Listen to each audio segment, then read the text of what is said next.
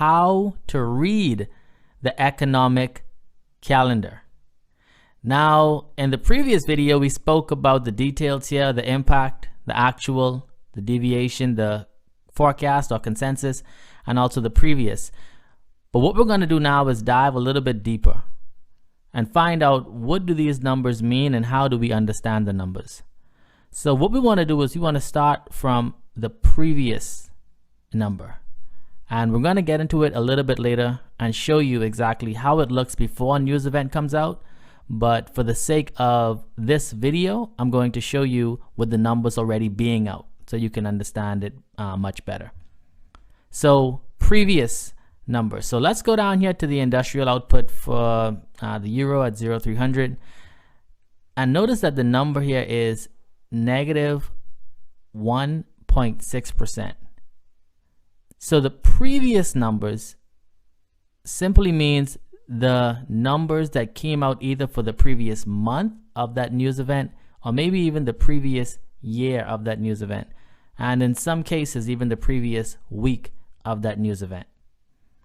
The consensus or the forecast is the number that they're forecasting it to be. The experts are forecasting the numbers to be worse. They're expecting it to go to negative 2.6%. So you notice that that is worse. So that's what they're expecting. Then at 0,300 on Monday, January 11th, you notice that the number came out, the actual number came out to be negative 3.8.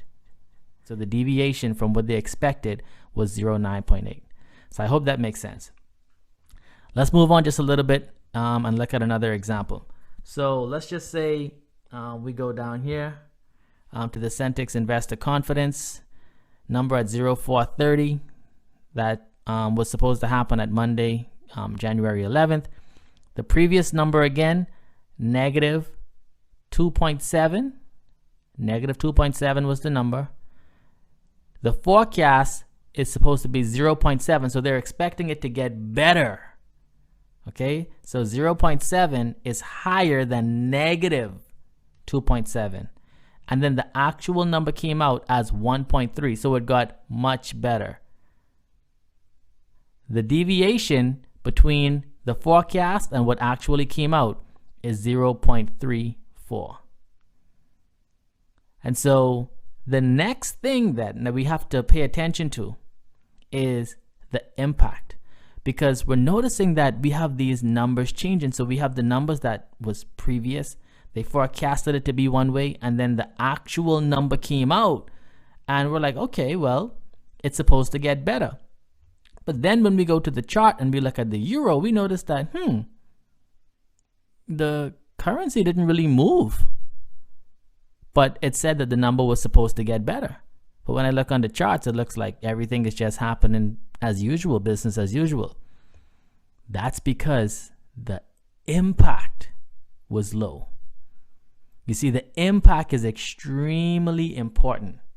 So if the impact is low, then you shouldn't expect a huge move in the market to happen, because this news event doesn't have a huge impact on the currency. If this was red or high impact, then we could expect a larger move in the currency. And so the impact has three different levels. The yellow is low, the orange is medium, and the red is high impact. And so this is something that we want to pay special attention to. But I know what you may be asking now. Do I have to look at all of these news events every day and pretty much be glued to the economic calendar? And the answer is absolutely not. You don't have to. So what I'm going to do is I'm going to show you in the next video what specific news events to look for that really moves the market, and then how I set up my economic calendar to help me to easily identify what news events to look for and what I want to be concentrating on when I'm getting ready to trade the market. And so I'm going to show you that in the next video. So I'll see you there.